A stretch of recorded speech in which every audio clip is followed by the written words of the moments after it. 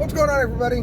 It's Monday morning here in Germany. It's 7:40 a.m. It's the 14th of October. And normally I would start off with the insanity report, but I'm going to do another Q&A, Ask Me Anything video first. But this time it's going to reverse, right? Because Q&A means exactly that, questions and answers. And last time, you might have seen it over the weekend, I released a video with the answer to the question of why I don't support Israel, why I actually don't support either side, really, but if there was a gun to my head, I would take the side of the Palestinians, and I explain why. In a pretty long video, it was an hour-long video. I think that's probably too long for most people. I did understand before I made the video that it was going to piss people off. I get that.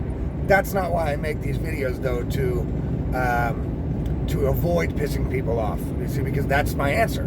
You know what I mean? That's the question that I was asked, and that's the answer that I gave. And some might agree, some might not agree, some might like it, some might not, and that's just the way it rolls, right? So now I'm going to kind of reverse it. Now I've got a couple of questions because, to be honest, I don't know a lot of facts about the conflict, and I'm guessing most people really don't, because most of our information comes from news media that is unreliable at best, to put it mildly, right? And not from actual real-life experience. And the fact is, whether we like it or not, actual real-life experience are the only things that we actually, as human beings, really know the hard facts on. Everything else is basically secondhand information, and depending on where the secondhand information is coming from will determine whether or not you, as a person, can trust it to be fact or not. So, I'll freely admit I don't know a lot about this conflict, other than that what we do know. We do know that there's a great hate between both sides here. So the Palestinians and a lot of Arabs, a lot of Muslim countries, have something against Israel. They want to get rid of Israel completely. There's a lot of, Iran, for example, just wants to basically erase Israel from the map. They're the little Satan. America's the great Satan. And although I don't know the exact history and the exact facts about everything, I do realize this hate is there between the two sides. We know that, right? And when you've got a conflict, any conflict that involves two sides, which most of them do, both sides are right and both sides are wrong. Both sides have a reason. Both sides have excuses. Both sides have, their reasoning why they are choosing to take the stance that they do and why they're upset at the other side. Never is a conflict generally one-sided, right? And this is part of my gripe in my video about not supporting Israel, is that it just seems like the people that argue for the Israel side don't really want to admit that they are also at fault in some way. They must be, right? They must be. But that's not what this is going to be about. It's not me explaining. This time I want to ask a couple of questions, and I would like the people who know the answer to comment below. Comment in the comments below. They're open to everybody. Even non-subscribers can comment in the Substack comments, and I would appreciate it if you did so, because again, I also have no problem being educated or taught about a certain issue, and there are some pretty obvious questions that people will have about the Israel-Palestine issue. And the first question I've got, and look, you're welcome to put snide, stupid comments down below about it as well, but really I'm looking for an actual answer here. You know what I mean? That's the Q&A thing. So Q&A for me on my Substack is going to be Ask Me Anything, or I'll ask you guys anything. It's a two-way street. So it's not just me,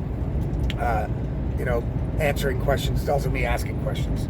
And that's what I want to kind of do with this. So I can also learn about things. And, I think that's a good way to approach it. So the first question that I have is, if, because a lot of times the question is asked, what should Israel have done in response to October 7th, right? When you ask the pro-Palestinian side, well, what should Israel have done? They don't really have an obvious answer. I mean, they have some, ideas of what could have been done. I have some ideas of what could have been done instead of this. You know what I mean? But let's turn that question around, right? What exactly should the Palestinians have done about their life situation in Gaza? Now, this is before October 7th. I don't want to include October 7th in this. I know people hate that because people who want to always go, well, shit. You know what I'm saying? They did October 7th. I'm not relativizing or taking Hamas into protection for what they did on October 7th. What they did on October 7th was absolutely horrible. No doubt. You know what I mean? No doubt. Their gripe is not with regular Jewish Israeli people living in the country. Their gripe is with the government of Israel. Even though they might not see it like that, that's the way that it should be. So what they did on October 7th is inexcusable. But that's not my question. My question is, if you were a Palestinian, right, and you lived in Gaza, and your life sucks, right? And it's not for Israel to determine if your life sucks or not. It's not for the West to determine how good you think your life is, right? The people that live there determine what their life is like. And so they obviously are not happy with their living situation. And since I've never been to Gaza, I don't know exactly what their living situation is. But it's probably not great, right? I mean, I've heard that they don't have an airport. I've heard that they don't have a seaport. I've heard that they're not permitted to leave that area.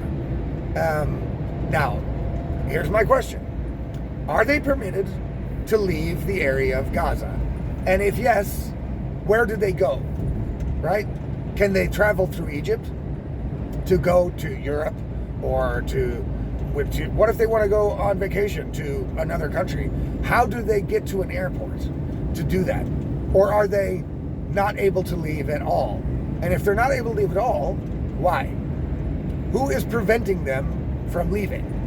Is it Israel? Is it Egypt? Is it both? You know what I mean? Why are they not able to travel like regular free people?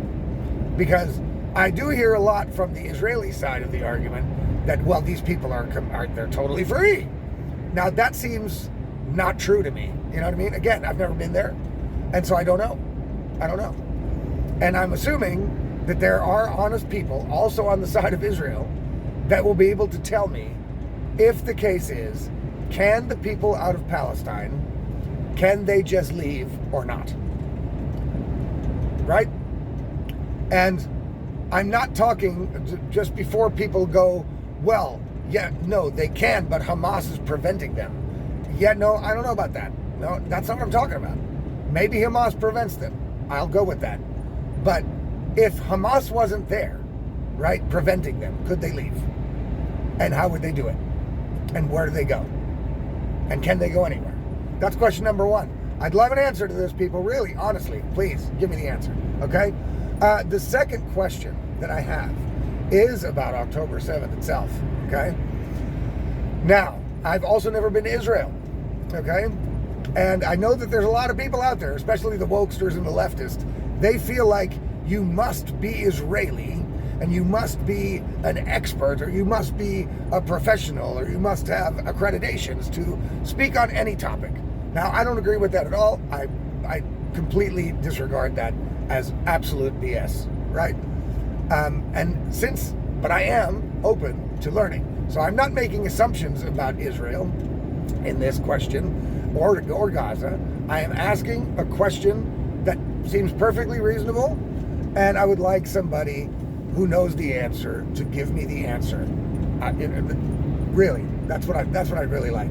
So, on October 7th, right?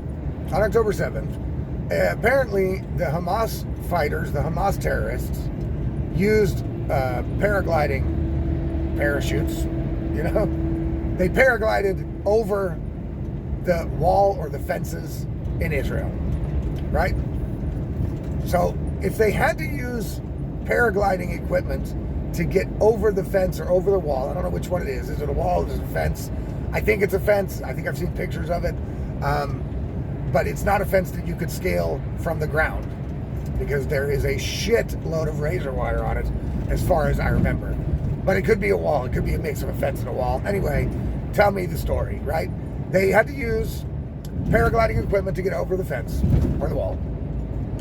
And then they ran amok at the music festival, killing, murdering, raping, torturing. If you see some of the GoPro videos, then you see they also go into like housing areas and try and kill dogs and people that are there, and shoot up people's houses, and but then they also were able to escape with hostages. And my question here is, how did they have the time to, well, first of all, okay, how they got over the wall? Okay, obviously you can fly over a wall with a parachute, no doubt, right? But are there gaps in this border protection system of Israel, on the border of Israel and Gaza? Are there gaps in this wall that people could just walk through, kind of like the southern border in America, or the borders between the United States, the states of the United States, or the borders here in Europe? Is it possible to just walk across the border from Gaza into Israel or vice versa without going through some sort of formal checkpoint? And if it is, then where do they do that? And was this, hole in the system there where they landed with their paragliding equipment? So what I think that if you have to paraglide over the wall to get in, then you have to somehow be able to scale the wall to get back out. And I would say that would be extremely difficult with the amount of time you would have if you got over the wall, started mass murdering people, started grabbing women, raping, torturing, killing people, and tried to get away with a bunch of extra people that don't want to go, right? How do you get a person over a wall that doesn't want to go, right? So how did they get back over the wall after they came over the wall to begin with? And how did they have the time to do it? To me, that's exactly like I want to break my one friend out of prison, okay? And I parachute over the prison wall, first of all, without being seen by any guards, right? And as far as I know, there are guards lined up all along these people. Israel, what I do know, is Israel is one of the most fortified, protected borders in the world, okay? So I do know a little bit, okay? And so I'm going to get my friend out of prison. So I think, hey, I've got a great idea. I'm going to get a parachute. I'm going to fucking parachute over the wall. And then I'm going to grab my buddy, okay? And we're going to get out. How? How am I going to get out of the prison if I had to get over the wall with a parachute? Now I no longer have a parachute, And how do I get out with all the guards in there and the people securing the prison will block every exit I had? If I could get out, then so could any other prisoner, right?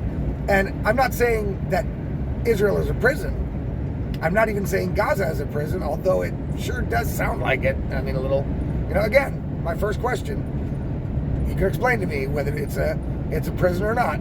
I don't know. But how is this possible? How did they do this? And even if they did find like a hole in the fence or a hole in the wall or a place that they could return into Gaza, how do they do that when there should be like an army of police and military and whatever the hell it is that they have protecting the place would be there in like 5 seconds, right? I do know Israel's not that big, right? And if there's a school shooting in America, the whole fucking police force is there. I mean, maybe sometimes the response is late, but let's say 10 minutes, 15 minutes, whatever. Are there no military or police units in the area where these terrorists came over the wall, where this music festival was being held? Is that in the only completely unprotected place in Israel? Is there an unprotected place in Israel? Because I know that there's a lot of people saying, "Hey, look, this was allowed to happen." Well, I mean, you know, hey, I'm sorry, but it sure as fuck seems like that, doesn't it? Because again, please explain to me how you have to parachute over a fucking wall and then not need a parachute to get back over when you're trying to escape the authorities, the military, and you're trying to escape with a couple of hundred people that you want to take hostage. That seems completely bonkers to me. That seems bonkers to me, right? And I don't want to try to insinuate or try to dream up scenarios that may be possible. I would like somebody that claims to know the actual answer to my question to answer it for me. That would be fantastic. That'd be fantastic. I would greatly appreciate it. I'm not going to judge your answer. You know what I mean? I'm not going to,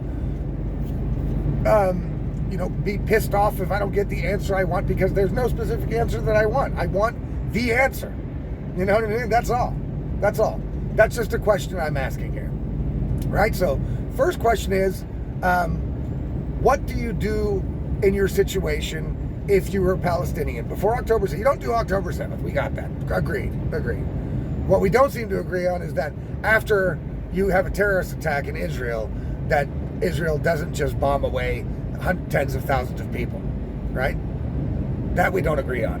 You know what I'm saying? Because the Israel side seems to think, yeah, no, bombing away tens of thousands of people is perfectly legitimate because of October 7th. But they will very easily say, yeah, but maybe they're oppressed, the Palestinians, maybe they can't leave, but that's no excuse for October 7th. Now, that doesn't work out. You can't use that argument like that. You know it, I know it, that doesn't work out. You can't justify one horrible act and not justify the other then in the same breath. You can't do that. That's disingenuous. So, how are, so first question, if you're a Palestinian, what do? You just have to live with it, that you're subjugated and stuck in Gaza? Or is that just all overblown and can they really leave and everything's cool? Second question, if Israel is the most fortified country on the planet, how did these people, first of all, make it over? Okay, I can kind of guess that maybe there was a security lapse on the way over the wall to get into Israel, right? Maybe they weren't watching, maybe there's not a guard tower in the area, maybe there weren't patrols in the area, and it just happened. They were lucky, right? That's plausible, right? It's plausible. But what's not plausible is all of them getting out with a bunch of hostages, getting back over the wall. Same thing with my prison analogy. There's just no way it would work for me to jump over the prison wall with a parachute, get my buddy out, and then escape the prison. If I did, that prison is the most unsecure, unprotected prison with the dumbest guards. It's the guards that were protecting Jeffrey Epstein. You know what I'm saying? But just hundreds of them. So that makes absolutely no sense to me. And that's my second question. And I had a third one, and now I'm kind of like blanking on what it is here. Right. So the third question is, why should somebody, and that's me, right? That's me. Why did somebody who doesn't have any relationship to Israel, nor do I have any relationship to Palestine, I have no relationship to, terrorism. I hate terrorism like everybody else, right? I'm not Jewish. I have Jewish friends, but I'm not Jewish. I've not been to a Jewish school. I'm not religious at all, actually. I'm agnostic. I'm not religious whatsoever, and I'm not ethnically Jewish. I don't have ethnically Jewish friends living in Israel. That doesn't mean that I don't feel bad for the innocent civilians in Israel. And that does also mean I don't feel bad, or that also doesn't mean that I don't feel bad for the innocent civilians in Palestine, right? So why should somebody like me, why is it that I have to take a side, right? Because that was the deal that I said in the video that I made over the weekend about why I don't support Israel, is because people are constantly saying you must support Israel, but then that's it. There's no backup. There's no explanation. It says Israel, good, Palestine, bad, you support Israel. Same thing with the Ukraine shit. You must support Ukraine. Why? You know what I mean? Why should I? Why can't I support Russia? You know what I mean? Explain it to me. Why can I not support Palestine? Why do I have to support Israel? So, again, this would require maybe a little bit longer answer that people aren't willing to give, so I'll narrow it down for you. Give me a list of things, a short list. Let's say 5 things.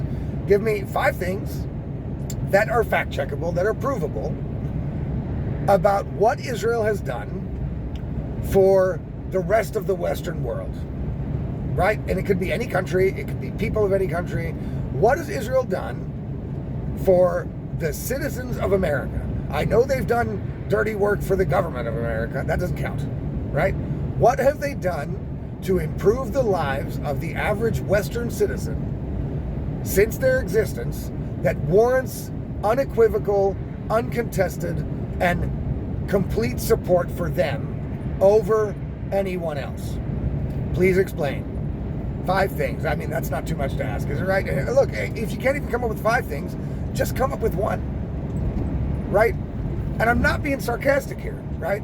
I know that there's people that's going to be listening to this thinking, fucking, I'm not going to box myself in. He's trying to trick me. I'm not trying to trick you. You know what I'm saying? I'm not having a semantic argument with you. I'm not trying to trick you at all. I'm saying, just answer the questions. Please. Somebody, anybody. You know?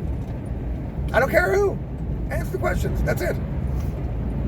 You know, and the last question, I do have one more. I'm going to add one more to it, okay? Last question is it true that after World War II, that Great Britain carved out an area that the Jews could go live in after World War II and named it Israel, right?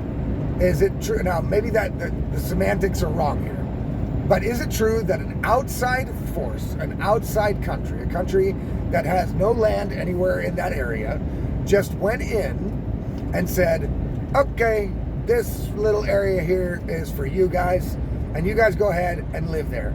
And is it true, okay, because people say there is no Palestine, there never has been a Palestine, but to me that seems like a semantic argument. Maybe there wasn't a Palestine.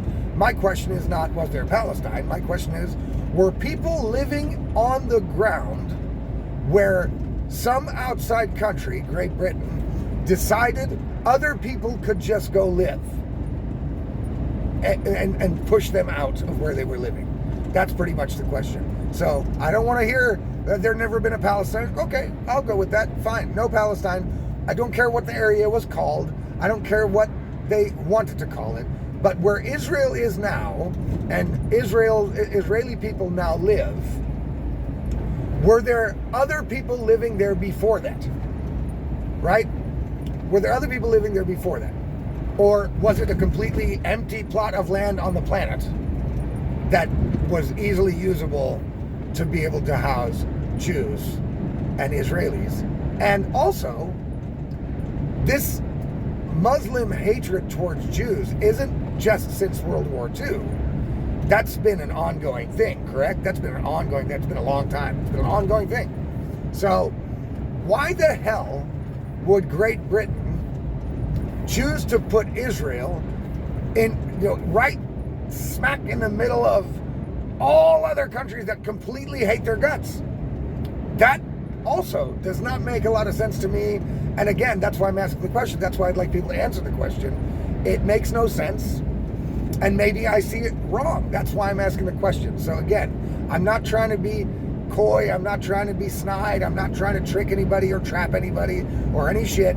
You know what I mean? If you want to DM me the answers because you're afraid that you're going to get smeared or whatever, your name on Substack or whatever, look, I will keep your information anonymous if you like. I would like you to answer in the comments that everybody can read because that starts up the conversation.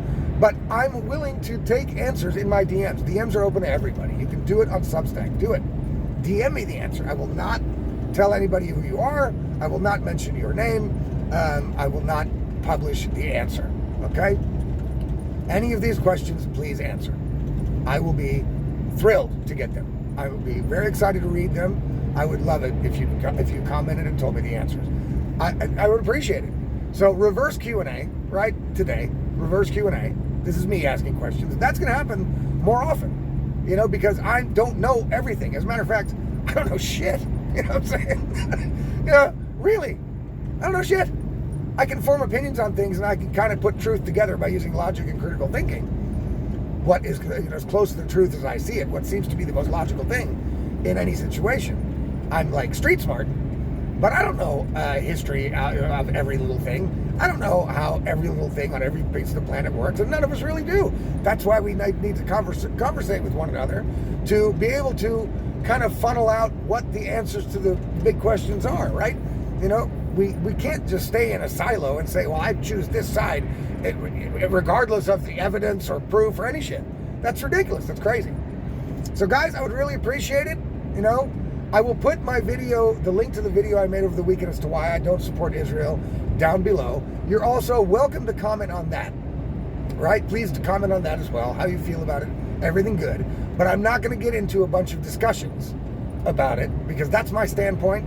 It's probably not going to change unless somebody writes something that I really didn't consider and I really think, wow, shit, I did not look at it like that. And if it changes my mind, I'll be the first to come on and admit I was completely wrong and I've changed my mind in the other direction. I don't think that's going to happen, but it could. So you're welcome to comment on both videos. But if for this video, I'd really love it if you just gave me the answers to the 4 questions I had, right? So, first one is, what would you do as a Palestinian if you're not happy with your life in Palestine, in Israel, in Gaza? Sorry. How did the parachutist and terrorist get over the wall and then get back out again? Second question. Third question is, fuck. I'm having a Joe Biden moment, guys. I'm sorry.